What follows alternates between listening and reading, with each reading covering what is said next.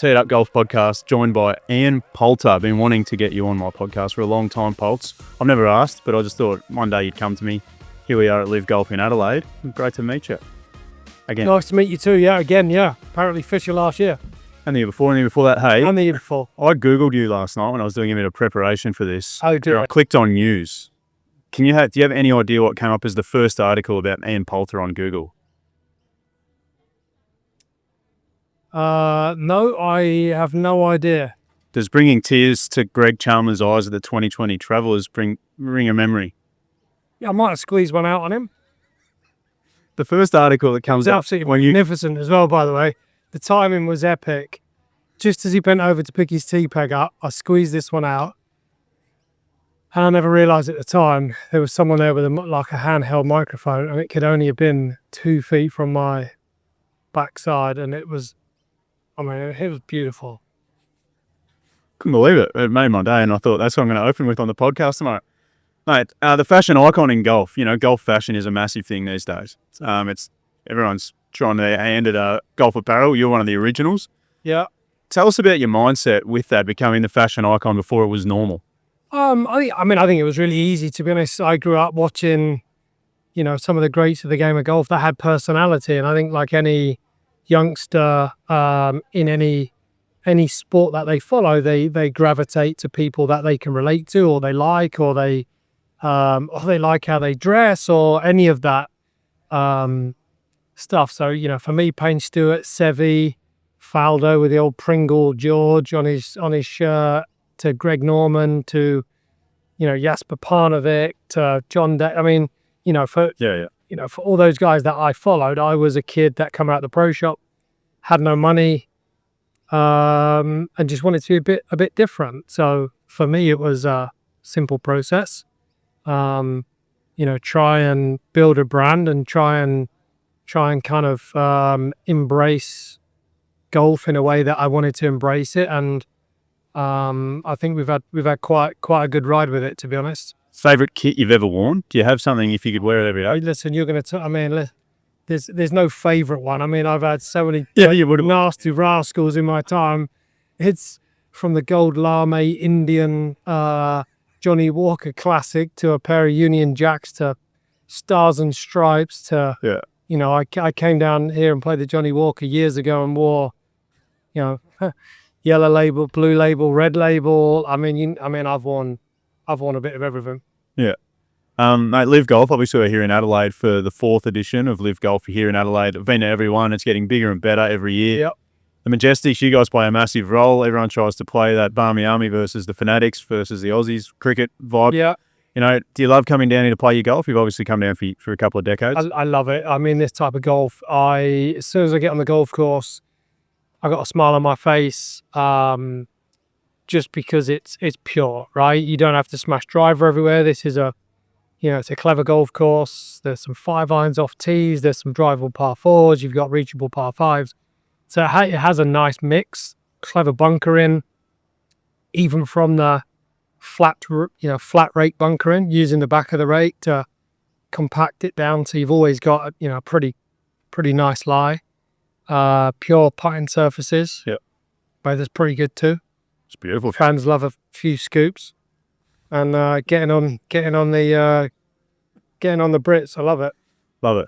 Hey, the team. This year you've added Laurie Cantor. You lost Henrik. Yep. You guys all came together. Yourself, Lee, and Henrik, I guess. What was that like? Sort of changing the team around this year. Obviously, the promotion relegation in LIV gives the league some real credit now. Yeah, look, we lost Henrik. It was a big loss. Been with us from the start. Obviously, it was a tricky last round, which for a long part of that Sunday back last August, 1 minute I was out, Lee was out, Henrik, all three of us were out at one stage. So we were left captainless. But as it panned out, unfortunately for Henrik, it was him. But, with that in mind, it gave us an opportunity, I think, to do a rebrand, refresh, look at it. How do we want to identify ourselves within the ecosystem of golf and LIV Golf? And, with what we have with the franchise right now, we can be British. We can lean into that. Yep. good new branding. I think it looks cool. I think we look great on the course this year. People seem to like, the fresh red, white and blue look. Yeah. Just like the Rippers, just like, Southern Guards, just like teams have got their identification now, which kind of is a territory. Yeah. We have that now as well, which is pretty cool. Yeah. Every recruit this year in LIV seems to be going to be unbelievable. Laurie's had a great career. He's, hitting his straps. He's won in the last couple of seasons. What's he going to bring different to the team that you guys didn't have? Laurie's like the ultimate professional. Yeah. He's very structured. He goes about his days very, very well. He's a fun guy to have around. And he's, as you say, he's had a great year last year. He played with us early when Sam was injured and when obviously Henrik was out. So we've had some success with him on the golf course. Hopefully that success continues with us. Yeah.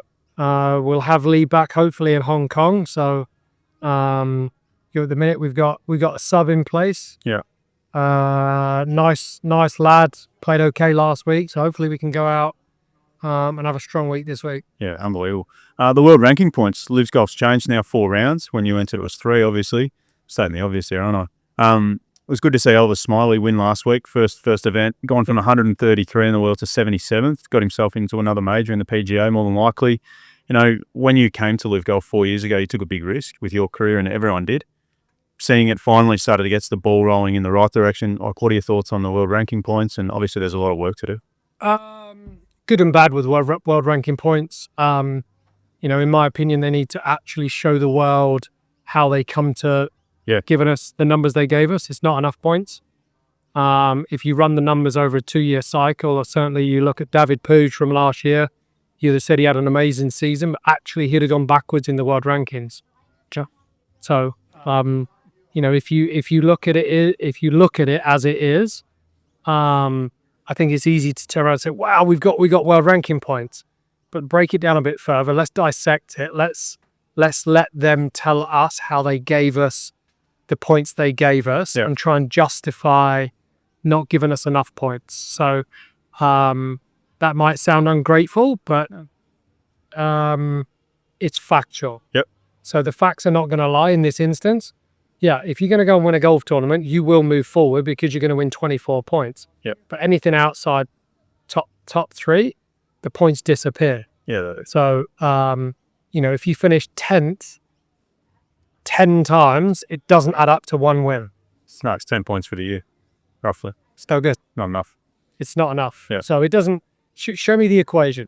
Show me the math. Yeah. Prove to us all how you got there and justify it. Okay. I like that. That'd be good. It would be good for us to know in the media as well.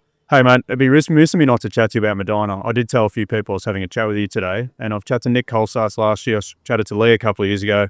Just spoke to Sergio. Tell us about it. The 5 birdies in 5 holes on the Saturday to set it up. Yeah. Unbelievable. Mad, wasn't it? I've been told the greatest sporting moment in history by multiple people. So there you go. Yeah, it's probably not quite, but it's up there. Yeah. I think for a situational turnaround of a match, it was pivotal. The group in front, Sergio and Luke Donald were down in their match. They turned that match around. It was 10-4. Rory birdied 13 and I closed out birdies into the house. So yeah, it was mad how it went down. But look, it's one of those things when you're under the utmost pressure and there is nothing to lose, because we were losing the match and we were losing the Ryder Cup and all of the scenarios at play. It's real simple, right? Yeah. You got birdie every hole. Yeah. To do it's a different story, but we managed to roll that one in on the last and turn to the team and really kind of energize them and fill them full of kind of that team spirit vibe of we got a chance, and that's all you can do in that scenario. And obviously grabbing that with 2 hands gave the team enough of an energy boost going into Sunday morning to look at the pairings. And we sat down in the team room and discussed the pairings on for Sunday morning on Saturday night in the team meeting, and everyone fancied their match. And that's pretty, it's pretty unique. There's some matches you look at and obviously they're going to be extremely hard, but right from 1 to 12 said, yeah, I fancy my match, I fancy my match, I fancy my match. And nice to have that level of confidence going into a Sunday singles is pretty special. You've had an amazing. How did that change your life that week? On the world stage, backs against the wall, the fire starter for Europe. Like, they really haven't looked back since that point. They got smashed a few years ago, but apart from that, yeah. I mean, I put a bullseye on my back in Wales, didn't I? Really, when I said I was going to guarantee my point. So against Kuchar. So I quite love it. I love it, to be honest with you. What are you going to do? I'm going to go and win my point. It's pretty simple, right? Yeah. Just go out there and do it, or you're going to get absolutely slated. So, but that's okay. It's fine. It wouldn't be the first time. Just ask Sergio this. If you had the keys to world golf right now, they said, Ian, you're the man, make the decisions. Where is it in 5 years' time? Where is it in 5 years' time? Really interesting question. This could go a number of ways, right? Because you've got a PGA Tour, which are wanting to reduce their yearly tournaments down to, say, 20. You've got LIV Golf playing 14, right? It's looking like you would lean towards a structure which allows people to flow between, to give the fan the biggest product that they could televise, right? So, look, it lives here to stay. You heard it right from Yasir's mouth the other day to say, 2032 has just been approved. Amazing, right? So, long live LIV. So when you've had that backing and you understand that, and we can now progress this business to push forward, it's exciting. So where does that put the PGA Tour? I don't know. How close are they with Brian Rowlap at the helm to reduce it to 20 events and change the way that they structure, and for them to go into a for-profit to be able to make money? It gives the opportunity for people to play golf, right? Yeah. So the Asian series, the international series will get boosted. There's going to be home opens within that structure too. So look, I think there is going to be opportunity in the next 5 years. I think people will find their place within the ecosystem of golf, and I think it will improve for the golf fan. I think it's going to continue to improve for the player. And obviously it's been a good time for professional golfers. Yep. Right? There's a lot of money coming to the game of golf over the last number of years. So, hopefully we can all collaboratively get together and give the fans a proper product. Love it. Hey, what's the greatest moment in your golfing career? Yeah.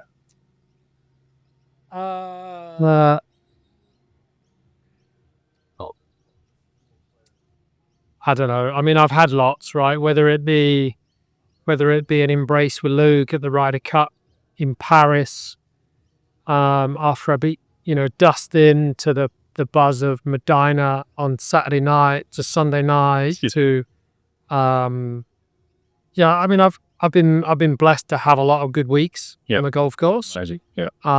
Just turning 50, a new door opens. We're playing a few senior events as well at some stage. So I don't know. I mean, listen, I've never won a major. Maybe it's time to go and win a senior major.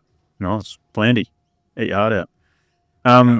Full Swing, with that amazing TV series. You got a heap of airtime on that the first season. It was amazing, mate. Yeah, I was cut out of season 2 because I went to LIV. Okay. Didn't know that. There you go, Johnny. But, there you go. Wanted me in it, but they cut PGA Tour, wouldn't allow it. Fun of that. What did that do for your family and things like that? Your young fellas playing a bit of golf, all that sort of thing. It didn't really do an awful lot, to be honest, because I was cut out season 2 and 3. So, yeah. But I mean, I still get people comment to say, "Hey, loved you on Full Swing." Yeah, it was amazing. Yeah, which was good, right? I mean, I opened the doors and let the cameras in, which doesn't always happen. I felt it was a pretty true reflection of who we are as a family, and I'm a family guy, so yeah.